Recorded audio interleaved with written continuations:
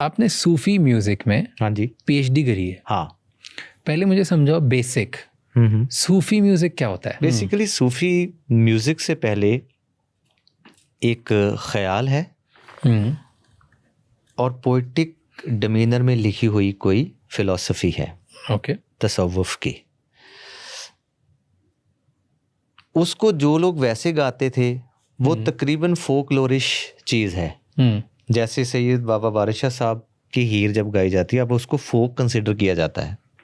फोक में हीर गाते हैं हमारे कॉलेज में। हाँ। आप देखो, आपको भी पता होगा। तो इसका मतलब है कि ये चीज़ें बहुत ही ग्राउंडेड और रॉ रीजन में, बहुत ही अर्थली स्टेट ऑफ एग्जिस्टेंस में रही होंगी, आवाम सुनती होगी, गा लेती होगी। ये तसव्वुफ का फिनोमेनन है।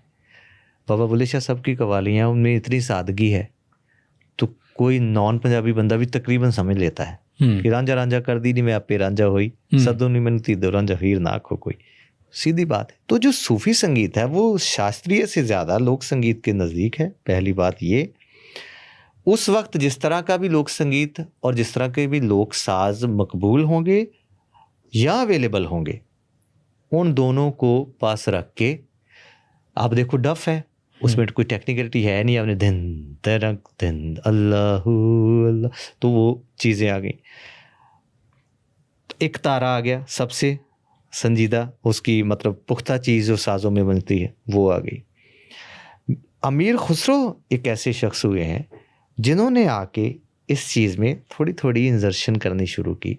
ये कहा जाता है कि सितार और तबला उनकी ईजाद है, जहाँ उन्होंने कहीं से लाई है। वैसे तो यहीं की ईजाद है। जब दिल्ली वो आए तो उन्होंने होरियों को, हिंदवी को, पर्जियन को, जिहाल मिस्की मकुंत गाफिल, आप देखो, दोराए नैना बनाए बतियाँ, सेकंड लाइन ब्रज की है, पहली फारसी की है। तो इन चीज़ों की अमालगमेशन की, तो धीरे धीरे इसका एक सेपरेट डिवीज़न बनने लग गया कि अच्छा ये अब तसव्वुफ के रंग की क्लासिकल चीज़ हो गई, ये तसव्वुफ के रंग की फोक चीज़ हो गई। तो ऐसे धीरे धीरे धीरे डिवीज़न बनती गई। कुछ क्लासिकल बंदिशें बन गई सूफीज़म की, सूफ़ी संगीत की, कुछ खालिस लोक संगीत में रही। तो इसमें लेकिन सुर वही हैं 12 के 12, जिसको आप 7 बोलते हो, मतलब मध्यम, तीव्र और कोमल लगा के सारे 12 हो जाते हैं। और उसके आगे क्लासिकल वालों ने उसकी 22 श्रुतियाँ मान ली हैं कि इतना उतरा हुआ मध्यम है तो ये यमन का है, इतना चढ़ा हुआ मध्यम है तो इस राग का है। वो टेक्निकलिटी ऑफ क्लासिकल म्यूजिक एक अलग डिवीज़न है। लेकिन कभी भी आप सूफी में ये बारीकियां नहीं देखोगे। उसमें एक खुलापन, उसमें एक हुक, जिसका सुर से ज़्यादा सोल से कनेक्शन होता है, जिसका सुर से ज़्यादा रूह से है। कि अगर वो सुर लग रहा है, नहीं लग रहा है, डजेंट मैटर, लेकिन अगर आपको लग रहा है कि बंदा कहीं दिल से गा रहा है तो वो सूफीज़म के नज़दीक आ जाती है चीज़। तो इसलिए मुझे ये लगता है कि जितना टेक्निकलिटी के आप नज़दीक नहीं रहेंगे, लेकिन असरअंदाजी के, रूहदारी के नज़दीक रहेंगे, तो वो तसव्वुफ का और सूफीज़म का संगीत रहेगा। Nice nice. एंड ये सब पढ़ते हो आप पीएचडी में? बिकॉज पीएचडी इन सिंगिंग और पीएचडी इन म्यूजिक, नहीं, ये मैंने पढ़ा नहीं है। ये आपने अभी पूछा है तो मैंने तो ये सारा एवेल्युएशन अभी की है। ओके। बट फिर you have PhD in singing, right? Sufi music singing, vocal में। हाँ, वोकल सिंगिंग, वोकल में, सूफी म्यूजिक में आपके पास पीएचडी है। हाँ जी। क्या पढ़ते हैं एक्चुअल पीएचडी में? एमफिल होता है, मैंने एमफिल भी किया है। वो उस पंजाब की सूफी गायन परंपरा पे थी, जिसमें अपने डेजिटेशन लिखना होता है 90 से 150 पेज का। वो मेरा सबमिट हुआ, तो उसी को मैंने और आगे डेवलप कर लिया, तो वो डॉक्टरेट बन गई पीएचडी की।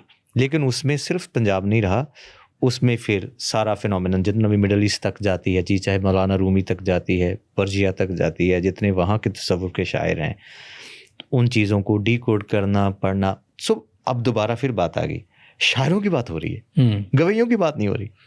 आपको ये बात हमेशा याद रखनी है, जब भी आप सूफी म्यूजिक की बात करेंगे, आपके पास गवैया कोई शायद ही मिले, शायर सारे मिलेंगे। इसका मतलब कि सूफी शायरी, शायरी मतलब फिलॉसफी, ख्याल पहले है, संगीत बाद में है। तो मेरी जो पीएचडी थी, क्योंकि मेरे आपका जो गाइड होता है ना, आपको उनकी फैसिलिटी, उनकी कंफर्ट का ख्याल भी रखना पड़ता है। हालांकि मैं गुरमुखी और पंजाबी ज़ुबान का बंदा हूँ, इंग्लिश मेरी तब आपके पास राब्ता ही नहीं था इस तरह का। ये तो जब ब्लैक प्रिंस मैंने फिल्म की तब मेरा इस ज़ुबान से राब्ता हुआ, उससे पहले पंजाबी ही थी सारा कुछ। लेकिन मेरे गाइड संस्कृत के थे, तो मुझे देवनागरी स्क्रिप्ट में पीएचडी करनी थी। इसलिए मेरे पीएचडी का टॉपिक बहुत सांस्कृतिक इम्प्रेशन का है। उसका नाम है सूफी गायन परंपरा का साहित्यिक एवं संगीतात्मक अध्ययन। यू कैन इमेजिन एक पंजाबी बंदे से इस तरह की हाँ। तो इसलिए मुझे सारा हिंदी मतलब देवनागरी स्क्रिप्ट में लिखना था। तो सारी रिसर्च का जो टोन होती है ना रिसर्च की, वो उर्दू, अरेबिक, पर्शियन की बजाय सांस्कृतिक ज़्यादा रही। क्योंकि जिस ज़ुबान में आप लिखोगे उसी के लफ्ज़ों के मायने और असर रहते रहेंगे। लेकिन क्योंकि मेरा मोहब्बत जो है पर्शियन के साथ, जहाँ उर्दू के साथ, जहाँ उस तरह की अल्फाजगी के साथ है, तो वो रह गई असर। तो कहीं कहीं वो नज़र आ जाती है। मेरी डॉक्टरेट के थीसिस में जो अब सबमिटेड है, हम काफ़ी देर से कोशिश है कि मैं उसको थोड़ा सा रिफ़ाइन करके पब्लिश कर लें, वक्त नहीं होता अब। तो अभी तो अपनी पोइट्री की बुक भी छपी नहीं है, 3-4 साल हो गए, तो ये चल रहा है। तो लेकिन पीएचडी का मैं मायना ये बता रहा था कि आपने उसकी बारीकियों को देखते हुए किसी एक सब्जेक्ट को ले लिया आपने, और फिर उसमें कहा कि इसमें क्या क्या होता है। आप जो एवेल्युएशन जो आपको अच्छी लगी, इस तरह की एक एवेल्युएशन दें जो पहले एग्जिस्ट नहीं करती, तो आपको एक डॉक्टरेट मिल जाती है। ओके, सो जो पहले एग्जिस्ट नहीं करती, हाँ, वो कुछ एवेल्यूएट करके वो कुछ या तो खामियां या अच्छी चीज निकाल के दो। हाँ, कोई एक थॉट दे दें कि यार सारा कुछ आज तक जो लिखा गया है, इससे ये एक नई चीज मैं आपको दे रहा हूँ। एंड क्या वो नई चीज थी? यही कि मैंने सूफीज़्म को ये समझा है, सूफी संगीत को।